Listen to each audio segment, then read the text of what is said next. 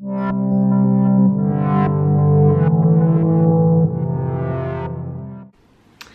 what's up you guys? Welcome back to my channel. So today we are going to be talking about something a little different. It's not a paranormal thing, it's not a creepy thing, it's just a giant person thing. So today we're going to be talking about Elizabeth Holmes. Now, I don't know if any of you guys have heard of her. She was pretty, you know, she got very famous. Well, let's start off by just talking about her. So Elizabeth Ann Holmes, she is now 35, but she dropped out of Stanford. Was it Stanford? When she was 19. And she had this huge idea of this machine that can run over 200 different kinds of blood tests with just a pinprick of blood from your finger. Now, her whole selling point on that obviously was no more huge needles, no more tubes and tubes of blood. And she said that eventually she wanted it to be so universal and so easy to use and so used that people would be able to do it at home. Now, first of all, that's not exactly how it works. So the reason that you have the different tubes is because obviously the different tubes do different things to blood that you can test it from. So although she was 19, so she was one of the youngest women who self-made essentially millionaire because of this idea. Now, a lot of people think that the main reason she was able to get to that point because at some point the machine that she had the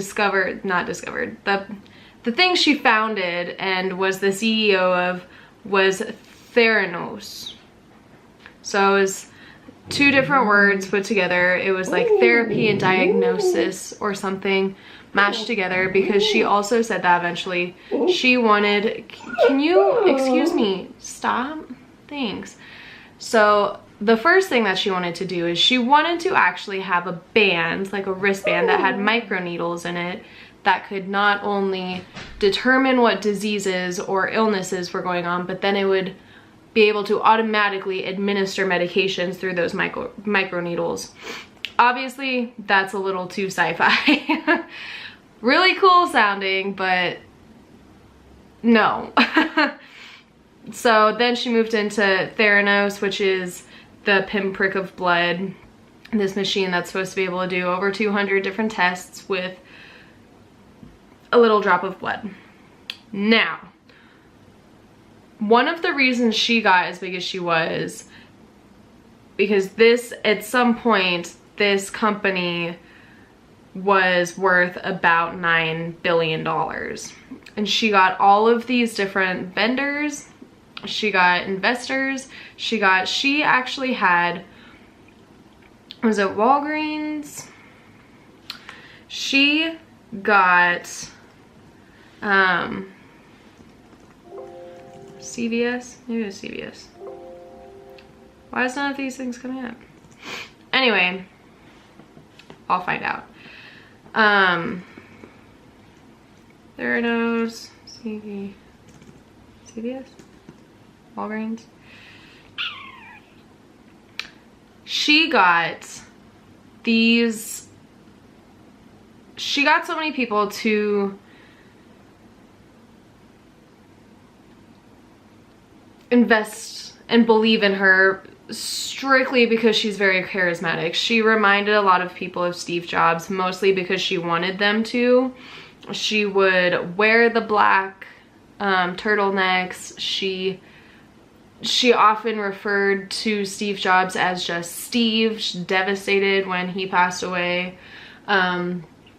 which from what I could tell, she had never actually met him.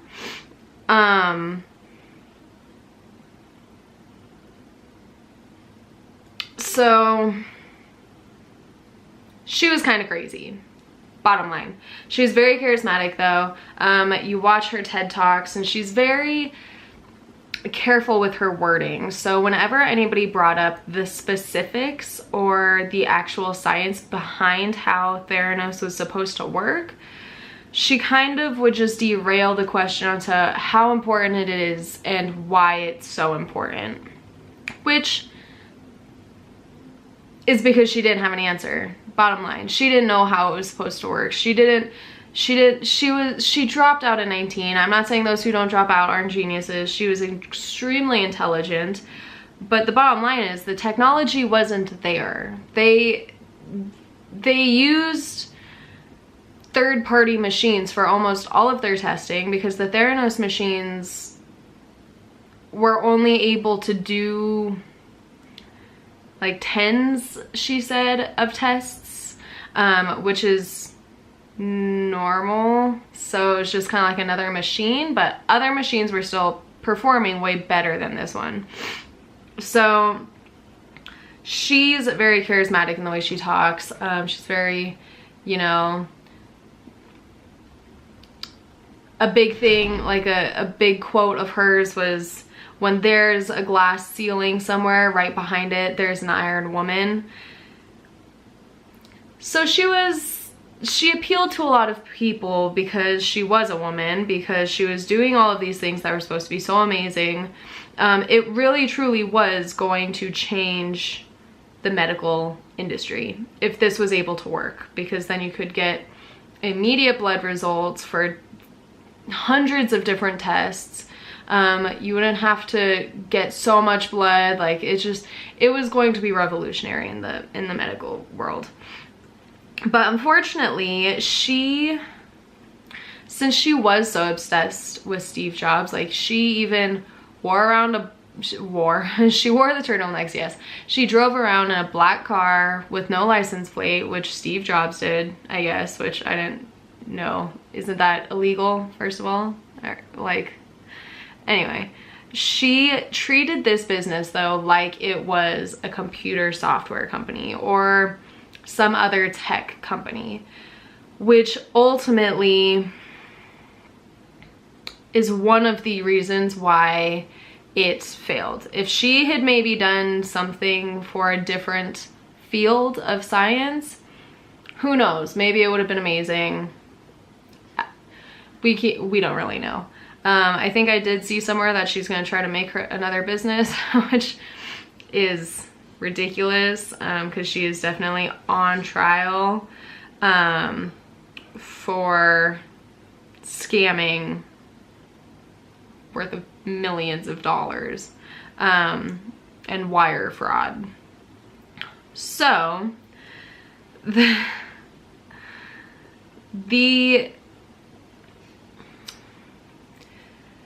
one of the big things that helped this company was that CVS actually had an in-house consultant who went to Theranos and was trying to decide if they should invest in it and try to get it in there.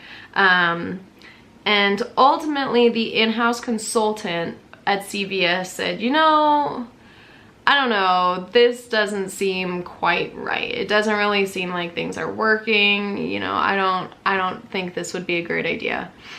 So CVS ignored him, which is obviously the smart thing to do. And they started using these machines in their business and in their buildings and in their stores. And so one of the big things about this is that, first of all, they did not do their due diligence with this. And if it's one thing like releasing a new phone that maybe doesn't work super well, explodes, Samsung, something like that, that's one thing, yes. And the exploding thing was a little different because that was very dangerous. But this was blood work. This was medical health. This was not just some tech thing. This was people's lives, people's livelihoods potentially on the line. one woman who had defeated breast cancer went in for regular blood work because she had to often. And one of the values that came back was extremely high. So she called her nurse, and her nurse said, yes, there might be a tumor growing. I'm really sorry. So her world came crashing down because of this blood work. She thought that her breast cancer had come back. She thought there was a tumor, you know, all of these things. And then just to find out that no, these Theranos machines just didn't work. They just did not work. They oftentimes, even in the testing at the labs, would come back with values that were ridiculously high or ridiculously low, and then if you run them on a different test, were completely fine. They were just faulty machines. And people who worked there knew that. A lot of them did anyway. A lot of the people who worked there, though, would describe it as working kind of for a cult. Like, it's not... It wasn't a cult, but to them it kind of felt like it was, especially because Theranos hired one of the biggest, best lawyers, and a lot of people said that they were scared to say anything about what was going on there because they were worried that he was going to come after them and sue them and, you know, ruin their lives, essentially. And that's totally valid. The words that most specialty, you know, expert people would use was that there was a lot of group thinking going on, group think, which is when you want to please whoever's in charge. You know, you want to work hard, you want to please your leader, you would follow your leader, you know, you want to do all these things for your leader, which is very cult-like. Hello, kiddos. Thank you for joining us.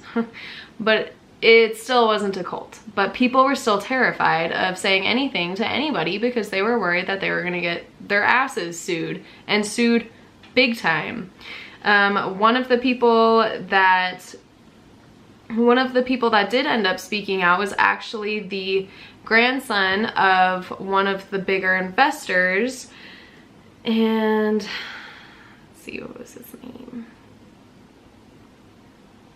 Also, I was wrong. It was Walgreens, not CVS. I think. Why is this saying Walgreens and the other one said CVS?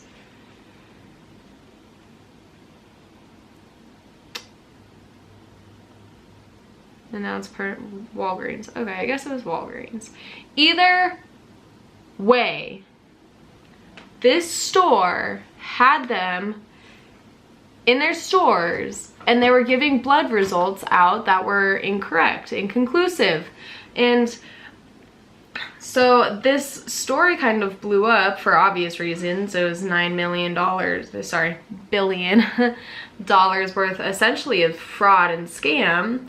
But also it showed so many different holes in these markets where they were never actually okayed to be used in stores or anything by any federal, like, I don't think the FDA ever actually did anything. Like, they didn't, nobody went through their dues, and the people who did ended up getting sued, or, you know, they were too scared to speak out because of fear of being sued. And that's wrong.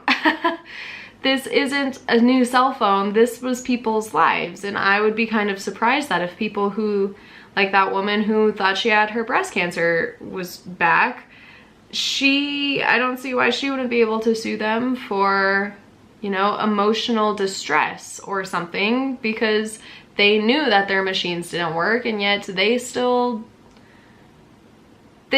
used them on patients, and doctors believed it, patients believed it, doctors believed it.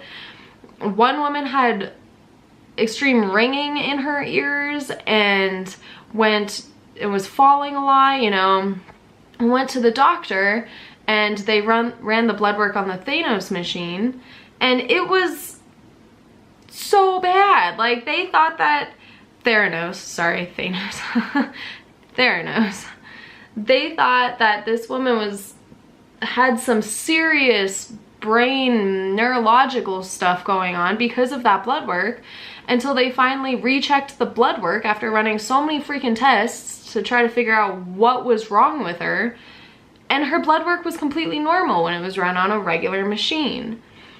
That is not okay. The bottom line is, this is not okay. And had people, especially Walgreens, CVS, whichever one it was, I don't know why I'm getting two different answers, if they had actually, because they were so worried about becoming essentially behind. They wanted to be the first ones that had this, and then they were, you know, they were the first ones that had it. They kind of gotta say that. They didn't want to be behind.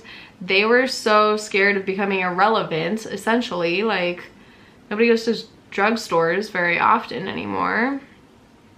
But, you know, had they actually listened to their in-house consultant, he told them not to do it because he saw some sketchy things about it, and they just straight up ignored him.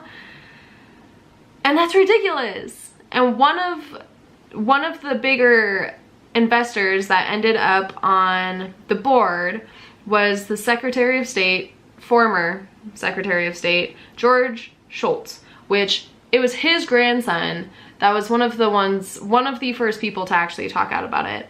And he felt mostly awful for his grandfather, because he believed her, obviously. And so even when his grandfather, whenever George Shultz would go get his blood work done, they had to use big vials, and Elizabeth managed to make him believe that it worked on everybody else, but it was just his blood that wasn't working with the machines, so they had to get these giant vials.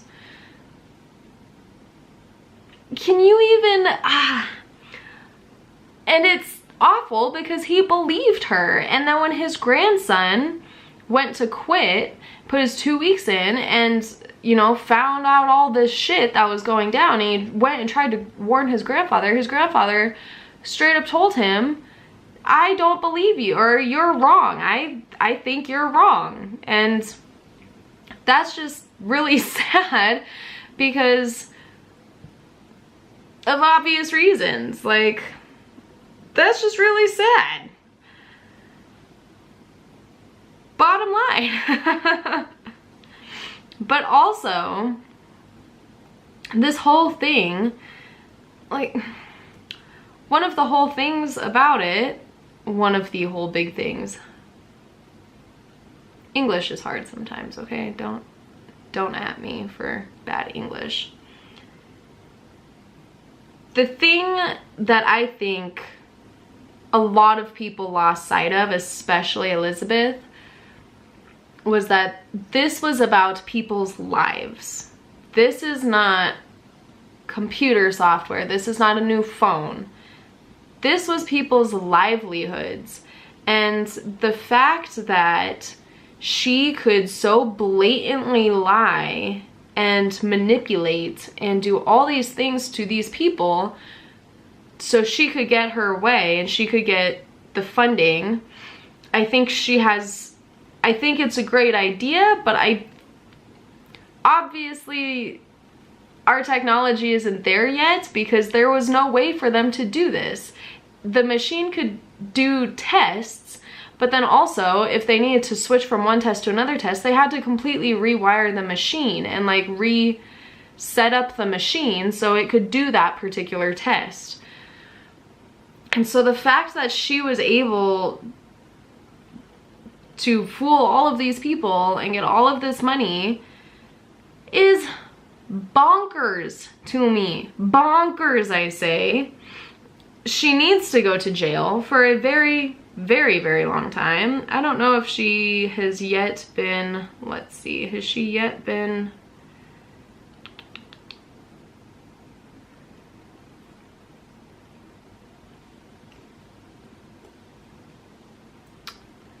So the case is proceeding in the U.S. District Court in San Jose. Holmes and Balwani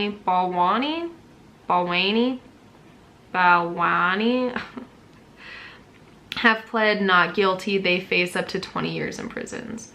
Oh my God, I swear I can talk normally. That's ridiculous to me. See, if it was just basic fraud, basic manipulation, fine. 20 years in prison, fine. She knew that she was affecting people's livelihoods and people's lives. And that's wrong, in case none of you knew. You can't just do that. And she just did that. She played people, she manipulated people. If you watch her interviews, like, yes, they're, you know, charismatic and stuff, but she's also creepy as hell. She never blinks, or she doesn't blink often at all. She doesn't blink the way normal people blink, which I know seems like a little not that important, but just go watch one of her interviews where she doesn't blink. It's creepy. It's freaking creepy. Apparently Steve Jobs did that too, which I also didn't know because I didn't watch any of his interviews or anything. But it's creepy. So another thing that she did that I didn't really hear too much about in a lot of the things that I watched, she helped pass a law in Arizona to let people obtain and pay for lab tests without requiring insurance or healthcare provider, while misrepresenting the accuracy and effective of the Theranos device. In effect, using the public as unwitting experimental subjects. So, yes, not needing insurance or a healthcare provider approval would be great for a lot of people that need blood work done, but maybe, you know, they can't necessarily do things like that. But convincing people to do this, drafting and then trying to pass a law so you can essentially experiment on people to try to get your machine to work, that's wrong. This whole thing is unethical, obviously. But I just thought it was crazy because obviously there's a lot more that goes into it. She was sleeping with one of, I don't know what he ended up being, if he was the vice president or something. But they were having a romantic relationship and obviously did not tell anybody. And so when they were talking to investors, they did not disclose that they were intimate with each other and all sorts of stuff, and that's wrong. When you get to that height, that's wrong. I'm pretty sure that's wrong in like normal circumstances too. And one of the how many times have I said that? One of the things, something about this also that freaked a lot of actual doctors and science people out, all you science people out there, was that they did not do any normal medical testing, normal medical reviews. They didn't have peer reviews. They didn't do anything that you're supposed to do when it comes to medical things. They didn't do medical reviews. They didn't do peer reviews. They didn't do everything you're supposed to do when you are coming up with new medical things. Bottom line, they called it stealth research because nobody knew what was happening. Nobody outside of working there essentially knew how they were doing it. And, you know, generally in the medical field, like, they write medical reviews, they write medical articles, you know, they share. You are supposed to, you have to share how you get from point A to point B when it comes to people's lives. And they didn't do any of that, so they all called it the stealth research because nobody knew anything. Nobody knew what was going on. She didn't know what was going on. Like, she talked a great game, and I think she's a great example of somebody who's very good at manipulating people and saying things very carefully, which I'm not good at. She answered questions very carefully, so people kept thinking that she was, you know, as on top of it as she made herself seem, although obviously she wasn't. Unfortunately, one of the media outlets that had started her whole fame, because obviously this would not have blown up so much if the media around her hadn't made her a freaking superstar of Silicon Valley. Like, ridiculous. But Forbes was one of the biggest ones that put her out there. They named her as the youngest and wealthiest self-made female billionaire in America on the basis of a $9 billion valuation of Theranos, which is fine. But that's one of the things that kind of made her a superstar, essentially. By the next year, following revelations of potential fraud, Forbes revised her net worth to $0, and Fortune named Holmes one of the world's most disappointing leaders, which she is. I think she had a great idea, but, you know, she did everything wrong with it, you know? And I don't know, I guess props to her for starting this at 19 and then being able to talk so many people into giving her millions and millions of dollars. I don't know. She's obviously a great salesman. She's a great talker. She's manipulative as hell. But that's about it. She's very smart, but she's obviously, she's not smart enough to make technology that we do not possess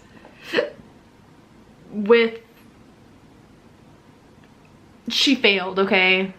I don't know where I was going with that sentence exactly, but she's not smart enough to have done it and gotten away with it and actually made something out of it. She lost everything. The people who worked there lost their jobs. I wouldn't say everything, but maybe some of them did. I don't know. I mean, it's kind of a big deal when you lose your job, because at the peak they had, what, 800 employees, and then they laid off 350 in one summer. And then obviously from there it just plummeted. Everybody, you know, everybody was getting laid off if they weren't quitting first, which, you know, I feel like when you see the sync shipping, let me repeat, the sync shipping, when you see the ship sinking to that extent, you jump, man. You abandon ship. I would have abandoned ship. But that's also easier said than done, obviously, because people need jobs and you can't just like quit your job sometimes, and that's fine. And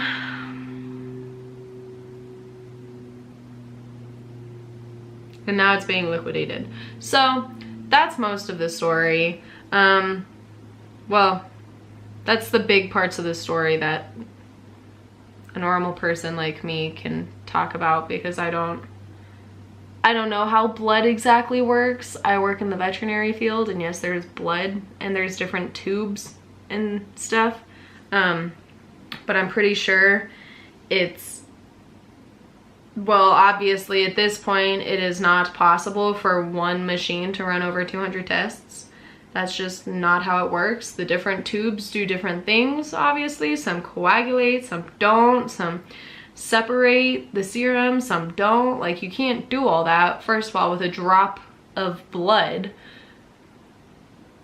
or on the same machine without having to recalibrate it every 2 freaking tests, which would be a huge pain in the ass, obviously.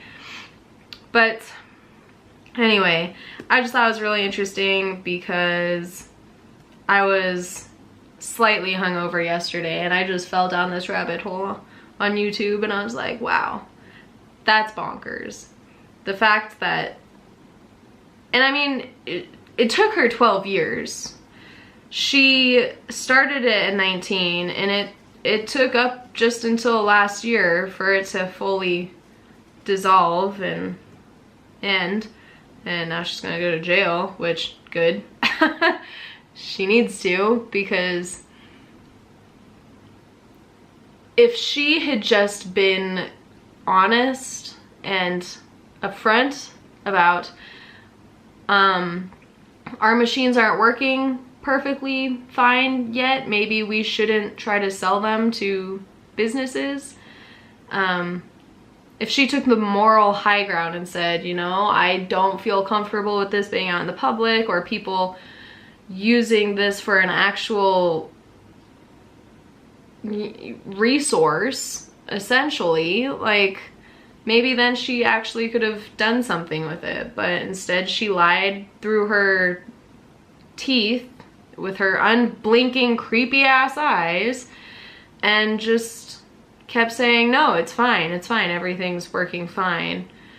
But of course in her, I think I saw somewhere that in the first interrogation type thing that they did with her, she said the words, I don't know, like 600 times or something because she didn't know. She said that she would, you know, tell the whole truth, nothing but the truth or whatever. And so when they would confront her with things, that was just her answer, like, I don't know.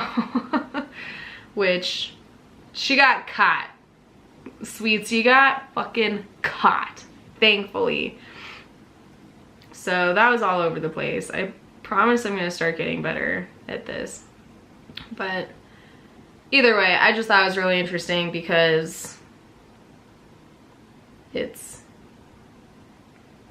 amazing to me how big something can get with so many people saying, yeah, this isn't right, or, you know, this doesn't look that great. And a big part of that was because the media was making her seem like such a freaking superstar, and people just easily kind of ignored it. But it's shocking to me that it got to that extent, and that people, it was in stores, it was being used by people and doctors and everything, and giving out faulty information, and they knew that it was not working.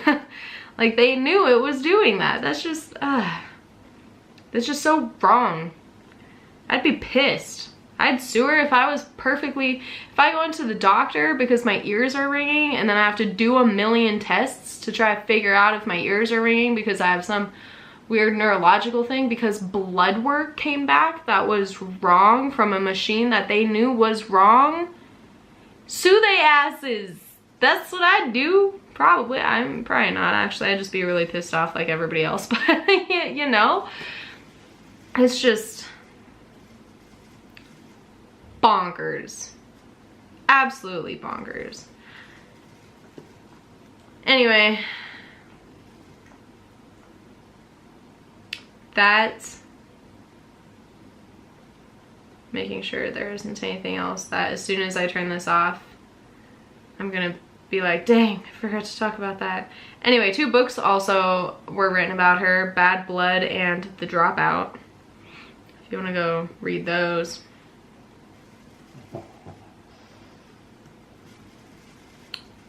Yep, that's about it. So anyway, my little air filter is very angry. It would like to be cleaned. Oh, Betsy DeVos also was one of the investors, which was just weird to me when she popped up on the screen. I was like, the hell? But anyway,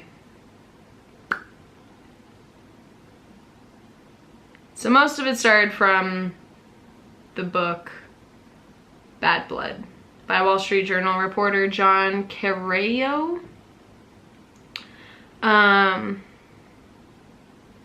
And apparently they're gonna make a movie out of that with Jennifer Lawrence playing Elizabeth Holmes. So that'll be interesting. That'll be good. I wonder how she's gonna not blink for the entire freaking movie.